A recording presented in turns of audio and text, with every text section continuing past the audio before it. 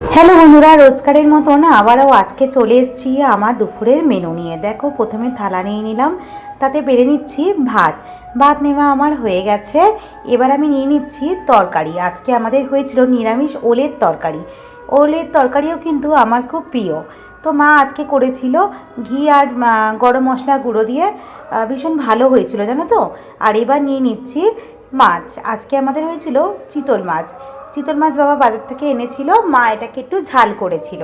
চিতল মাছ তাই 2 পিস আমি নিয়ে নিলাম। আলু দিয়েই মা করেছিল, তাই ঝোল আলুটাও নিয়ে নিলাম। এবার নিয়ে নেবো একটু চাটনি।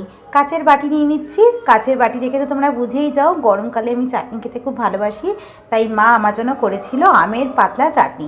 হ্যাঁ, তো এইটা একটু নিয়ে নিচ্ছি আমের চাটনি।